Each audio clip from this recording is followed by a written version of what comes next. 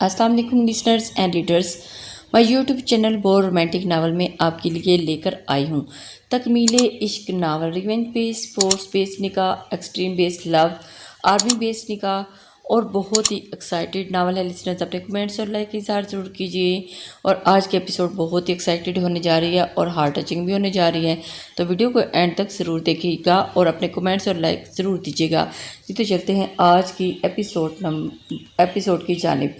واہ نواب صاحب، آج تو چھکے پہ چھکا چھڑا رہے ہو۔ ماہر نے روم میں آتے ہی ابھیان کی طرف دیکھتے ہوئے چکتے ہوئے کہا، یہ نمبر کس کا ہے؟ ابھیان دروازہ لاک کرتا ہوا ماہر کی طرف سنجیدگی سے دیکھتے ہوئے بولا اور نمبر دے کر ٹھٹکی خود بھی فوراً سنجیدہ ہوئی۔ ابھیان کے پاس نمبر آ چکا تھا، وہ سمجھ کر بولا، صرف سچ بولنا۔ ابھیان نے چپ دیکھتے ہوئے اسے کہا۔ ماہر ایک دم ہیزل آنکھوں میں جگہ ماہر اپنا دل ڈوبتا ہوا محسوس ہوا۔ ماہر کا دیکھنا اس کا دل دھڑکا گیا تھا، لیکن اگلے ہی پل وہ سنبھل گئی تھی۔ میری بی جان کا نمبر ہے، تمہاری جان تمہارے باپ کو کیوں خطرہ ہے؟ ابھیان ایک اور سوال، بی جان سے بات ہوئی؟ پلیز بتائیں، وہ ٹھیک ہے نا؟ غیر ارادی طور پر ابھیان کے مزید قریب ہوئی۔ ہاں وہ ٹھیک ہے، لیکن مجھے ساری سچائی جاننی ہے ابھی اسی وقت۔ ابھیان اسے اپنے قریب پا کر تھوڑا سٹپٹا گیا، دل کی ایک بیٹ مس ہوئی۔ لیکن آپ ایک بار میری بی جان سے بات کروا دیں۔ انہیں روندے ہوئے لہجے میں دیکھا۔ ابھیان اس پاگل لڑکی کو دیکھنے کچھ دنوں میں چاہ کر بھی دل سے نہیں نکال پا رہا تھا۔ کروا دوں گا ابھی ساری سچائی جاننے کے بعد۔ نوفل اسلام آباد میں بائی ایئر ملتان روانہ ہو چکا تھا۔ ملتان ایئرپورٹ سے سیدھا بتائے گئے ہاسپٹل میں پہنچا۔ کوریڈور میں ہی داجی کا منشی سید بخش نظر آ گیا۔ فوراً چلتا ہوا اس کے پاس آیا۔ جی کیسے ہیں داجی؟ لہجے سے باہر آیا، اور پھر نوفل جھٹ سے آئی سی یو میں فکر نمایاں تھی۔ ابھی سید بخش کچھ کہتے تو اتنی دیر میں ڈاکٹر ہم کچھ نہیں کہہ سکتے، کریٹیکل کی حالت میں بہت زیادہ پیشنٹ بڑا ہے۔ دیکھیں ہم تو اپنی پوری کوشش کر رہے ہیں، لیکن پلیز ڈاکٹر ہمارے داجی کو بچا لیں۔ نقاب میں روتی ہوئی وہ کوئی اور نہیں نادیہ تھی۔ نوفل نے اسے پلٹ کر دیکھنا گوارا نہ کیا۔ آپ؟ میں نوفل۔ کون ہے ڈاکٹر؟ میں اسے سوالیہ نظروں سے دیکھا۔ جی میں ہوں۔ نوفل نے اسے فوراً جواب دیا۔ وہ پیشنٹ بے ہوشی میں بار بار آپ کا نیم لے رہے ہیں، آپ ان سے جا کر مل لیں۔ اندر بڑھا اور نادیہ وہی روتے ہوئے آئی سی یو کے باہر کھڑی ہوئی، اور ایک بار ڈاکٹر تھپکی دیے جا چکے تھے، اور پھر نوفل فوراً ہی اس کے ساتھ رہی، ساتھ میں اس کے گلبانوں بھی تھی۔ داجی! نوفل نے دھیرے سے اسے پکارا، اور داجی کا کمزور سا ہاتھ اس کے ہاتھوں میں تھا۔ داجی کی آنکھیں نیم وہاں ہوئی، اور نوفل کو دیکھ کر ایک چمک سی آئی۔ آکسیجن ماسک اٹھایا اور پھٹ سے کہو۔ پہلی بار نوفل کے منہ سے سن کر وہ دل میں خوش ہوئے تھے۔ نوفل نے ان کا ہاتھ چوما۔ داجی پلیز ٹھیک ہو جائے۔ نوفل کی آنکھیں بھی نم ہو گئی تھی۔ بیٹا مجھے معاف کر دو، میں نے بہت برا کیا تمہارے ساتھ۔ سانس اکھڑی۔ داجی پلیز کچھ نہ بولیں، آپ بس ٹھیک ہو جائیں، مجھے ورنہ آپ کی ضرورت ہے۔ نوفل اس کے چہرے کے قریب ہوتا ماسک لگانے لگا تو داجی نے نفی میں سر ہلایا اور بس بولتے چلے گئے۔ نوفل کے چہرے کے تاثرات بدلے، یکدم غصہ چھا گیا۔ باہر کھڑی نادیہ یہ سب دیکھے جا رہی تھی اور اپنا ورد جاری رکھے ہوئے تھی۔ داجی نے نوفل کے آگے ہاتھ جوڑے۔ نوفل نے آنکھیں بند کر کے کھولیں اور ان کے ہاتھوں پر اپنا ہاتھ رکھ دیا۔ آپ فکر نہ کریں، ویسا ہی ہوگا جیسے آپ نے کہا۔ نوفل کے کہنے کی دیر تھی، داجی نے آخری ہچکی لی اور ہلکے حقیقی سے جا ملے۔ نوفل نے آنسو ضبط کرتے داجی کی آنکھیں بند کر دی اور وہیں بیٹھا رو دیا۔ آنسو پوچھتا، پھر آنکھیں نم ہوتی جاتی اور نم آنکھیں سوکھ نہ پائی۔ گرتے اشکوں نے قسمیں اٹھائیں۔ نوفل اٹھ کے باہر آیا۔ منشی سید بخش نوفل کی آنکھیں دیکھ کر سمجھ گئے کہ وہ بھی رو دیے، اور ایک نظر روتی ہوئی نادیہ پر ڈالی اور باہر نکلا۔ جانے دل تو کس طرف لے چلا، ہم تم بھٹکے، مل رہا نہ آسرا۔ باہر بلاہر کچھ روتے کچھ سنجیدہ ماہر نے ابھیان کو ساری سچائی بتا دی۔ ابھیان سوچ میں پڑ گیا تو وہ تمہاری شادی اس پاگل سے کروانا چاہتے ہیں۔ ابھیان نے گہرا سانس خارج کرتے ہوئے بولا۔ لو جی، ساری باتوں میں آپ کو یہی بات سمجھ آئی؟ ماہر برا مان گئی۔ وہ کانچ سی جھیل جیسی آنکھوں میں اپنی ہیزل آنکھیں ڈالے ماہر کی بولتی بند کر چکا تھا۔ ماہر نے نظریں جھکا کر ارد گرد دیکھنا شروع کر دیا اور ابھیان کی نظروں کی تپش سے پزل ہوگی۔ ویسے اگر شادی ہو جاتی تو اس بیچارے کا کیا ہوتا؟ ابھیان نے سنجیدگی سے شرارت آنکھوں میں لیے کہا تھا۔ مطلب آپ کو خوشی ہوتی؟ لڑنے والا انداز بنایا۔ میری جان تو نہ پھنستی؟ ابھیان نے اسے مزید چڑھایا۔ ہاں جیسے میں مری جا رہی تھی نا، میرا نکاح آپ سے کروا دے۔ ماہر واقعی چڑھ گئی تھی۔ ہاں تو اور کیا، جس لڑکی کو پتہ چلتا ابھیان پرویز خان نکاح شدہ ہو گیا ہے، دل پہ ہاتھ رکھ لیتی ہیں۔ ابھیان کو نہ جانے کیوں ماہر کو تنگ کر کے مزہ آ رہا تھا۔ ہر بات بتاتے بہت روئی تھی، اور پھر اب ابھیان اس کے چہرے پر مسکراہٹ دیکھنے کا خواہشمند تھا۔ اور نہ تو ابھی تو کون سا وہ کچھ بگڑا ہے، کر لیں، نروٹے پن سے کہا اور رخ پھیر لیا۔ ویسے بھی میں آپ کو بہروپیہ لگتی ہوں نا، جو کسی خاص مقصد کے تحت یہاں آئی ہوں۔ کتنے الزام بھی لگائے آپ نے مجھ پر۔ آنکھیں پھر سے نم ہونے لگی تھی۔ ابھیان نے مسکراہٹ دبائی۔ اس نے جانے کیوں اس لڑکی کی ہر ادا پیاری لگتی تھی۔ ہاں، شاید اس لیے کہ اس میں بناوٹ نہیں تھی، منافقت نہیں تھی، دل کی صاف تھی۔ کیا خیال ہے پھر، ظالم نواب سے دور جانا چاہتی ہو؟ ٹھہرے ہوئے لہجے میں دل دھڑکا دینے سے اسے بنا دیکھے ہی پوچھا۔ ماہر حیران نظروں سے دیکھنے لگی، لیکن ابھیان نے نہ دیکھا۔ ماہر نے لمبا سانس خارج کیا۔ جانتی تھی سچائی جاننے کے بعد آپ کبھی مجھے یہاں نہیں رہنے دیں گے، لیکن اگر آپ یہ سوچ رہے ہیں کہ مجھے بابا سائیں کے حوالے کر دیں گے تو یہ آپ کی بھول ہے۔ میں کہیں بھی چلی جاؤں گی، لیکن تم کہیں نہیں جاؤ گی۔ ابھیان نے اسے بازو سے کھینچ کر خود کے قریب کیا۔ ماہر یکدم چپ ہوگی۔ دونوں ایک دوسرے کی آنکھوں میں دیکھے جا رہے تھے۔ ابھیان کی آنکھوں میں جنون ماہر دیکھ چکی تھی اور اب گھبرا رہی تھی۔ جب تم یہاں آئی تب تم ماہر علی شاہ تھی، اب تم مسز ماہر ابھیان پرویز خان ہو۔ ماہر کو بہت کچھ سمجھا گیا۔ ماہر کی دھڑکن یکدم تیز ہوئی۔ یہ زبردستی ہے اور ہر لفظ پر ادا کرتا ہوا وہ رشتہ ہے، اور زبردستی کے رشتے۔ چپ ایک دم۔ جب چپ گمبھیر آواز میں کہتا وہ ماہر کے لبوں پر انگلی رکھ کر خاموش کروا چکا تھا۔ کسی بھول میں مت رہنا مسز، تمہارا نام میرے اور یہ آخری سانس تک جڑا رہے گا۔ اور ابھیان کا چہرہ ماہر کے چہرے کے نام کے ساتھ جڑ چکا تھا، بہت قریب تھا۔ ماہر نے آنکھیں بند کر لی۔ دھڑکنوں کا شور ابھیان کو صاف سنائی دے رہا تھا۔ ابھیان کا ہر عمل اس کی جذبوں کی تشہیر کر رہا تھا، لیکن بابا سائیں، ماہر نے بولنا چاہا۔ ایک تو تم بولتی بہت کم ہو، بہت ہو۔ ابھیان نے اپنا ماتھا ماہر کے ماتھے سے جوڑا۔ ماہر نے سانس روک لیا، ناک کے ساتھ ناک کو رب کیا تو ماہر آنکھیں بند کیے، سانس روکے، بس محسوس کر رہی تھی۔ اب ایسا سب کچھ اس کے ساتھ پہلی بار ہو رہا تھا۔ کوئی شخص اس کے قریب آیا تھا اور وہ بھی کوئی غیر نہیں، اس کا محرم۔ عجیب سی کھلبلی تھی دل میں۔ اب اس طرح اپنی سانسوں کو روکو گی تو ان سانسوں پر دسترس حاصل کر لوں گا۔ ابھیان کا گمبھیر اور جذبوں سے معمور لہجہ ماہر کے دل کی اتھل پتھل کر گیا۔ دھیرے سے اس کے ماتھے پر پیار کی پہلی مہر ثبت کی اور دل کو سنبھال کے خاموشی سے پیچھے ہوا۔ ماہر ابھی بھی اس کے صحن میں جکڑی ہوئی تھی۔ ابھیان نے بہت فرصت سے ماہر کے چہرے سے پیار کے رنگوں کی کوس و قزح بنتے دیکھے۔ آج وہ دل سے اعتراف کر ہی گیا۔ یہ لڑکی کچھ ہی دنوں میں اس کی محبت میں عشق بن گیا تھا، اور الہام کے لیے ایک لمحہ ہی کافی ہوتا ہے۔ عشق کی گھڑی نے ان کی روش پہ لینا شروع کر دیا تھا، اور پھر یہ سوچ تو وہ سوچنا ہی نہیں چاہتا تھا کہ وہ اسے چھوڑ کر جائے گی، کیونکہ وہ ایسا کبھی ہونے نہیں دے گا۔ نواب ابھیان پرویز خان کو کوئی چیز پسند آ جائے تو وہ اس چیز کو حاصل کر کے دم لیتا ہے۔ یہ تو پھر جیتی جاگتی اس کی بیوی اس کی محرم تھی، جو دل میں گھر کر گئی تھی۔ نکاح کے بعد ایک عجیب سا احساس ہو رہا تھا، اس لیے جیسے وہ غصے میں چھپاتا آیا، یہاں تک کہ وہ ماہر کو چوٹ تک بھی پہنچا گیا۔ اب وہ اپنے جذبوں سے چھپ رہا تھا، لیکن جذبہ، عشق کا جذبہ بہت منہ زور ہوتا ہے، جس پہ آخر کون ابھیان اپنے نگ میں ہی رنگ لیا تھا۔ رو کیوں رہی ہو؟ ابھیان نے اس کی آنکھوں اپنی پوروں سے اٹھا لیا اور اسے انہیں نہیں جانتا تھا۔ نواب صاحب، میرے بابا سائیں بہت ظالم ہیں، انہیں میرے ساتھ یہاں ہونے کا ہوا نہ جانے کیا کر دیں گے۔ ماہر کے دل کا ڈر زبان پر آ ہی گیا۔ مسز، آپ مجھے انڈر ایسٹیمیٹ کر رہی ہیں۔ ابھیان نے تھوڑے سے بھویں اچکائے۔ اور ماہر، میں نے سب جان لیا ہے اور معاملے کو میں اپنی طرح ہینڈل کروں گا، تم بے فکر ہو جاؤ۔ ابھیان نے اس کی تسلی کروائی، لیکن اس کی تسلی کسی صورت کم نہیں ہو پا رہی تھی، اسی وجہ سے اگر کروں گا تو اس کو ماہر کی وجہ سے کچھ ہو گیا تو۔ ماہر سوچتے سوچتے وہیں بیٹھ گئی تھی۔ آج سونے کا ارادہ نہیں۔ ابھیان فریش ہوتا آ چکا تھا، لیکن اسے وہیں بیٹھ کر ٹھٹک گیا۔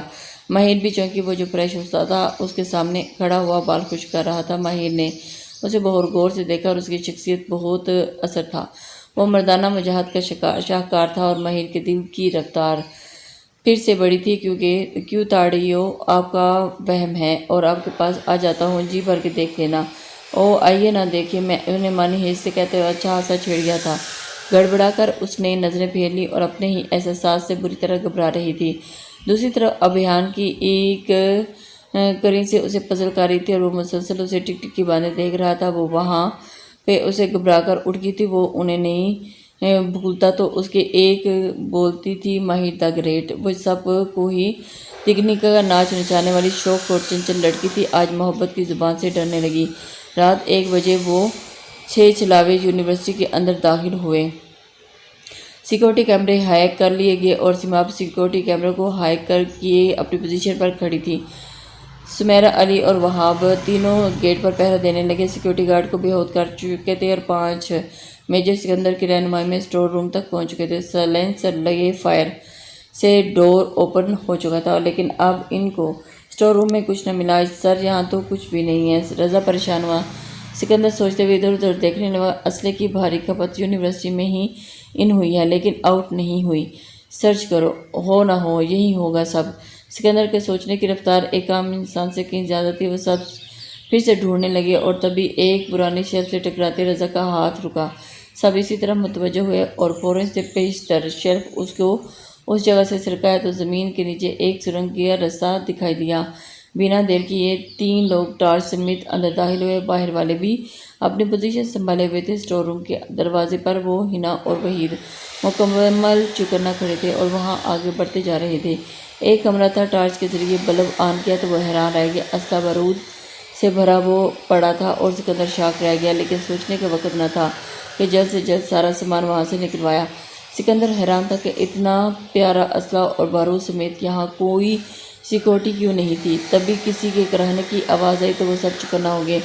सिकंदर ने सबको खामोश रहने का इशारा किया और खुद आवाज़ की समत बड़ा। कमरे के साथ एक दरवाज़ा था और सब पोजीशन संभाल चुके थे, लेकिन जैसे ही दरवाज़ा खुला और सब सकते में आ गए, दाजी की आखिरी रस्मात कर दी गई। नौफल बहुत अफसरदा था। वो मिशन के लिए वापस लौटना चाहता था, लेकिन सिकंदर ने उससे वहीं रुकने को कहा। वो उसकी टीम के साथी मिलकर सब कर रहे थे और दाजी चौधरी दिलावर हुसैन के 2 ही बेटे थे। बड़े बेटे वकार हुसैन की वफ़ात के बाद दाजी ने फरवा बेगम और उनके 4 साल बेटे को वकार हुसैन के घर से निकाल दिया, लेकिन वो भी अपने छोटे बेटे उस्मान हुसैन और उनकी बीवी ज़ैनब की बातों में आकर। वक्त गुजरता रहा। अल्लाह ने उस्मान हुसैन को नादिया बेटी के बाद औलाद न दी तो दाजी को नौफल की याद सताने लगी। वो वक्तन फवक्तन को बुलाते, नौफल को बुलाते और उससे मिलने और वापस आने को कहते, लेकिन नौफल कभी न माना और हर बार दाजी के बुलाने पर वो हमेशा उनसे मिलने चला जाता था। खून की कशिश थी कि नौफल भी अब उनसे मिलकर खुश और मुतमईन हो जाता और दाजी नौफल का चेहरा देख के जी उठते थे। उनके ख़ानदान का अकलौता वारिस था।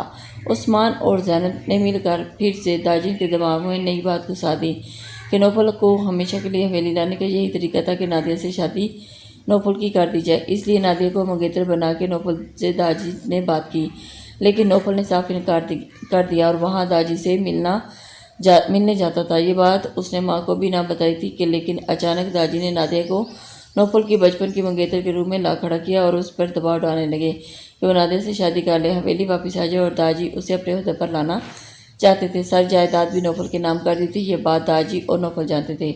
उस्मान और ज़ैनब अभी इससे लाइलम थे। दाजी ने सब करके देख लिया, लेकिन नौफल न माना।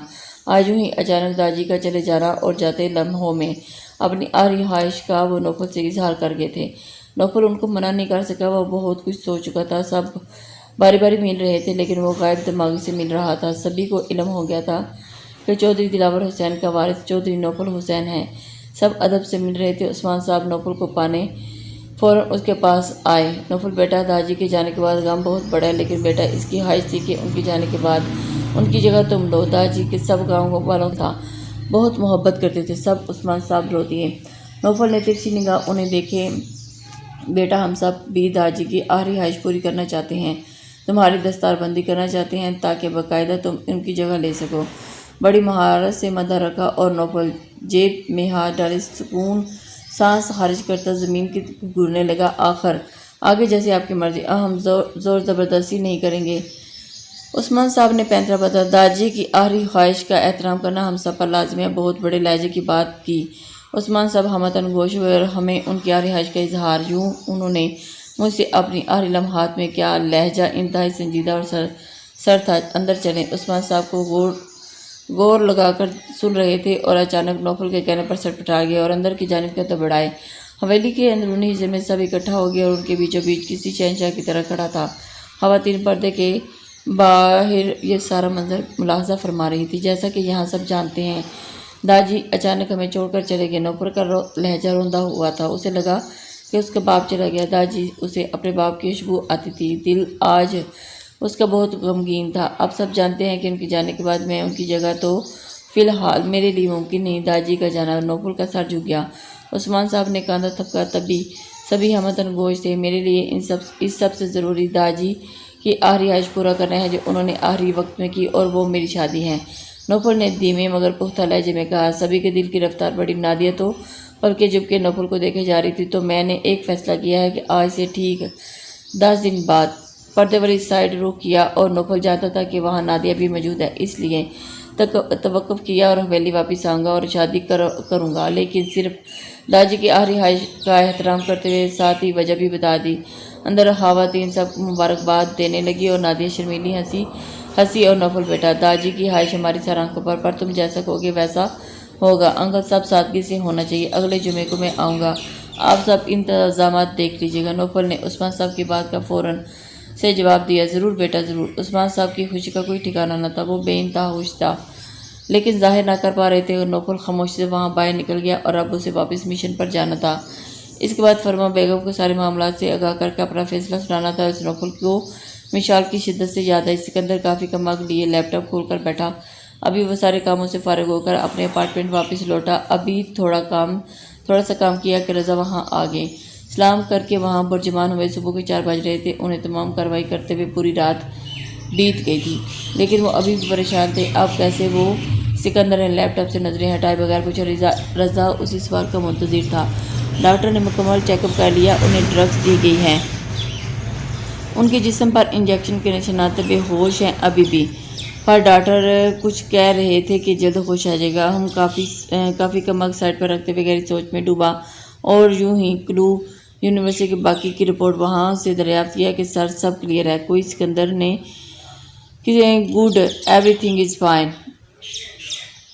ہو گیا ہے، ری اپیئر چھوڑا، اور پھر سٹور روم کا دروازہ ڈور وہیں سیکیورٹی گارڈ پر نظر رکھو اور دیکھتے ہی آج کیا ہوتا ہے اوکے کے ساتھ ٹیک لگائی۔ کون تڑپا ہے؟ ایک سرور تھا جیت کا سکندر کے لہجے میں وہاں جا چکا تھا، اور اب ذرا رضا بھی ریلیکس ہوا۔ کچھ سوالات ذہن میں گڑبڑ ہو رہے تھے۔ سر مجھے ایک بات سمجھ میں نہیں آ رہی، کرنل وہاں کیسے پہنچے؟ ان کا ان سب میں کیا کردار؟ لمبی مسنگ سانس خارج کی کنیکشن ہے ان کا آپس میں، کہیں کچھ ہے۔ دعا ہے کہ کرنل صاحب کو جلد ہوش آ جائے، آمین۔ رضا کچھ سوچتے ہوئے بولا، سر کرنل صاحب غائب ہیں، لیکن ان کی بیٹی رضاکار؟ سکندر کی تیز نظروں میں اسے بریک لگی۔ میرا مطلب ہے سر کرنل صاحب کڈنیپ ہوئے تھے، لیکن یونیورسٹی میں ان کی بیٹی؟ تو کسی اندازے سے ظاہر نہیں ہوتا کہ وہ اداس یا پریشان ہے۔ سکندر کی سوالیہ نظریں ابھی بھی رضا پر تھیں۔ سر مطلب باپ غائب ہے اور بیٹی کو پرواہ ہی نہیں؟ رضا سکندر کی نظروں سے تذبذب کا شکار تھا۔ اس کا بھی جلد پتہ لگ جائے گا، سکندر نے پختہ یقین سے کہا۔ لیکن سر، رضا نے کچھ کہنا چاہا کہ سکندر نے ہاتھ کے اشارے سے ٹوک دیا۔ لیپ ٹاپ پر گرین لائٹ بلنک کر رہی تھی۔ سکندر نے ہیڈ فون کان سے لگایا۔ کیوں کیا فون؟ مریم کی آواز سکندر کی سماعت سے ٹکرائی۔ ہاں پتہ ہے، سب ہو جائے گا، کر دیا ہے بندوبست، تمہاری 9 پھجڑیوں کا ٹائم پر ڈیلیور ہو جائیں گی۔ مریم فون پر بات کر رہی تھی۔ ہاں پتہ ہے، 10 کا بندوبست کرنا ہے، بس ایک رہ گئی ہے، اس کا بھی آج بندوبست ہو جائے گا، شاطرانہ انداز میں کہا گیا۔ ٹھیک ہے۔ ہائی فون بند ہو چکا تھا اور مریم جو اسائنمنٹ لکھا ہو جائے گا، شاطرانہ انداز میں کہا گیا تھا، اور ہیڈ فون اتارے آف رہی تھی۔ وہی پن بک کے اندر رکھا اور باہر نکل گئی۔ لائٹ کیا ہوا سر؟ رضا حیران ہوا۔ سکندر نے ساری ریکارڈنگ رضا کو سنا دی۔ رضا کے سر پر تو پہاڑ ہی گر گیا۔ اس کے اندر جو جذبے وہیں دم توڑ گئے، اور وہ جو کبھی شادی نہ کرنے کا سوچے بیٹھا تھا، مریم کو دیکھ کر اس کے دل میں بھی خواہش جاگی تھی، اور بھی گھر بسائے گا۔ اس کے دل میں بھی مریم کو دیکھ کر محبت کی خواہش نے سر اٹھایا، لیکن سب کچھ ایک جھٹکے میں ختم ہو گیا۔ رضا فرض سے پہلے، باقی سب آخر میں۔ سکندر کو وہ چھوٹے بھائیوں کی طرح عزیز تھا، اور نہ کچھ میرے لیے زندگی کا مقصد آئی نو کہے وہ رضا کے دل کو جان گیا تھا، اور بس یس سر، وطن کے دشمنوں کو نصب نابود کرنا ہے، چاہے پھر سامنے کوئی بھی ہو۔ رضا فوراً سنبھلا۔ سکندر اسبات میں سر ہلا گیا تو وہ باہر آ گیا۔ ایک آنسو ٹوٹ کر گال پر پھسلا تھا۔ دل کے راستے میں کیسی ٹوکر میں نے کھائی، ٹوٹے ہیں سارے ارمان، مایوسی ہے چھائی، ہر خوشی سو گئی، زندگی کھو گئی۔ میں نے تو پیار کیا، کیوں قسمت میں آئی تنہائی، میلوں ہی پھیلی تنہائی۔ میرا مقصد محبت نہیں، اپنے وطن پر شہید ہونا ہے۔ رضا دل مضبوط کر چکا تھا۔ ایک سچا فوجی یہی تو ہوتا ہے، اپنا فرض سب پر قربان کر دینے والا سچا محاسب وطن، محب وطن، وطن سے وفاداری نبھاتا اور اس لیے وطن سب سے آگے ہوتا۔ پر رضا کے لیے اپنا وطن، اپنا ملک سب سے پہلے ہے۔ ابھیان کے آفس جاتے ہی ماہر نے خود کو روم میں بند کر لیا تھا۔ آنسو تھے کہ رک نہیں رہے تھے، دل بے حد پریشان تھا اور پیار کے راستے پر نہ جاتے ہوئے بھی چل پڑی تھی اور انجام کی پرواہ کیے بغیر۔ وہ اس کی محبت کا انجام کیا ہوگا؟ جب بابا کو میرے یہاں ہونے کا پتہ لگا تو وہ میرے ساتھ ساتھ اس گھر کے لوگوں کو بھی نہیں۔ ماہر نے جھرجھری لی اور اپنی جگہ سے کھڑی وہ بالکونی میں چلی گئی۔ موسم صبح سے ہی ابر آلود تھا، جیسے وہ بن برسے جانے والا تھا، اور بے اختیار نظر آسمان پر اٹھی اور ہوا کا جھونکا ماہر کو پرسکون سا کرنے لگا۔ وہ ایک فیصلہ کر چکی تھی، اسے یہاں سے جانا تھا ہر حال میں۔ اتنی خوشی کے لیے اس گھر کے لوگوں کو جان کے خطرہ نہیں ڈال سکتی تھی۔ آئی ایم سوری ابھیان، ہمارا ملنا شاید ممکن نہیں۔ بارش کی بوندیں اسے بھگونے لگی۔ بے اختیاری ہی چہرے پر رکھے وہ آنکھیں موند گئی۔ اچانک نظر اپنے ہاتھوں پر پڑ گئی۔ بارش اسے بھگوتی جا رہی تھی، اپنے ہاتھوں کی لکیروں میں الجھ گئی تھی وہ۔ شاید محبت کی لکیر تھی ہی نہیں میرے ہاتھوں میں، نہ تیری لکیریں ہیں بہت الگ سی اپنی تقریریں۔ میرا زمین پہ چلنا، تیرا ہوا سا اڑنا، ناممکن سا ہے تیرا میرا ملنا، کہ دھوپ سے اندھیرے اب جڑ نہیں سکتے، یہ عشق اپنا آپ مکمل ہو نہیں سکتا۔ میرے ہاتھوں میں نہ تیری لکیریں ہیں بہت الگ سی اپنی تقریریں۔ ندا یار کہاں تھی تم؟ صبح سے تمہیں ڈھونڈ رہی ہوں۔ مریم کو ندا کی لائبریری میں دیکھتے وہاں پہنچی۔ ہاں وہ بس کچھ کام تھا۔ ندا نے ٹالا۔ کیا ہوا؟ تم کچھ پریشان لگ رہی ہو۔ مریم نے اندازہ لگایا۔ نہیں ایسی کوئی بات نہیں۔ ندا فوراً کتاب کی طرف متوجہ ہوئی۔ چلو آؤ کینٹین چلیں، پیٹ میں چوہے دوڑے ہیں، مریم نے ندا سے کہا تو ندا کا دل لرزا۔ پروفیسر ریحان کے الفاظ دماغ میں گردش کرنے لگے۔ مجھے دوبارہ دہرانا نہ پڑے، مریم سے دور رہنا۔ ندا نے جھرجھری لی اور سر جھٹکا۔ نہیں یار تم جاؤ، مجھے بھوک نہیں۔ ندا نے بھی ڈالا۔ ندا تم چل رہی ہو یا میں زبردستی کروں؟ مریم نے مصنوعی غصے سے بولا اور زبردستی ندا کو کینٹین لے گئی۔ ندا گھبراتی ادھر ادھر پروفیسر ریحان کو کھوجتی مریم کے ساتھ کینٹین پہنچ گئی۔ صد شکر کہ یہاں پر وہ کہیں نہیں تھے۔ اور تم نے کلاس نہیں لی؟ پروفیسر ریحان بھی نہیں آئے؟ مریم نے لہجے میں اداسی تھی۔ وہ سموسوں کا آرڈر دے کر وہاں بیٹھی تھی۔ ندا چونکی۔ کیا آج پروفیسر ریحان نہیں آئے؟ حیرت ہوئی۔ نہیں یار، بہت بور دن گزرا، افسردگی سے بولی ندا۔ ریلیکس رہو آئندہ، ڈر کر لائبریری میں بیٹھی تھی۔ پتہ ہوتا تو باہر نکل کے گھومتی پھرتی۔ کل ہی ندا نے پروفیسر ریحان کو فون پر بات کرتے سنا تھا، جب وہ بم اور اسلحے کے حوالے سے کوڈ ورڈ میں باتیں کر رہے تھے۔ ندا معصوم سی وہاں سے گزری اور کار میں کچھ جملے پڑ گئے تھے اور وہیں سکتے میں آ گئی تھی۔ بے اختیار منہ سے پھسل گیا دست گرد سکندر دی گریٹ۔ کانوں کے پتلے فوراً سے سن لیا اور ندا سے پہلے ہی مزید اسے کلائی سے پکڑا اور گھنے درخت کے اوڑ میں لے گئے جہاں انہیں کوئی نہیں دیکھ سکتا تھا۔ کیا سنا تم نے؟ پروفیسر ریحان نے گھراتے ہوئے پوچھا۔ کچھ نہیں، ندا سہم گئی۔ پروفیسر ریحان اس کے بہت قریب تھے۔ گہری بری آنکھیں ندا کو بہت باور کروا رہی تھی۔ Good girl. پروفیسر ریحان مسکراہٹ دباتے پیچھے ہوتے ندا کی حاضر جوابی کو سراہا۔ امید کرتا ہوں کہ جو کہا اس پر قائم رہو گی، ورنہ پہلے تو چھوڑ دیا، اب اس بار قید کیا تو ہمیشہ کے لیے قید کروں گا۔ مانی ہیجی سے کہتا وہ ندا کو سر اٹھانے پر مجبور کر گیا تھا اور اس کا اندازہ بالکل صحیح تھا۔ یعنی پہچان گئی تھی کہ نام تو تب بھی نہیں جانتی تھی۔ ہاں شاید ریحان ہی نام ہوگا۔ بادام کھایا کرو، یادداشت پر اچھا اثر پڑے گا۔ پروفیسر ریحان نے طنز کیا تو منہ بگاڑا۔ کیا دیکھ رہی ہو؟ پروفیسر ریحان پھر سے قریب ہوا، سنجیدہ لہجہ لیکن آنکھوں سے شرارت۔ ندا کا دل 120 کی رفتار سے دھڑکا، پلکیں گرتی اٹھتی پروفیسر ریحان کے دل کو بھی دھڑکا رہی تھی۔ میں ندا پرویز خان، بہت قریب سرگوشی کی۔ مریم سے دور رہنا۔ ایک دم سخت لہجہ ہوا جو وہ گھبرا رہی تھی۔ یکدم سوالیہ نظروں سے ریحان کو دیکھا اور آنکھوں میں صاف تنبیہ تھا کہ ندا کو غصہ آ گیا۔ مریم میری دوست ہے، میں کیوں اس سے دور رہوں؟ ندا کے حفقی سے کہنے پر ریحان مسکراہٹ دباتا ہوا بولا، اور دوست دشمن کی پہچان ہے تمہیں؟ مذاق اڑایا۔ آپ میرا مذاق اڑا رہے ہیں؟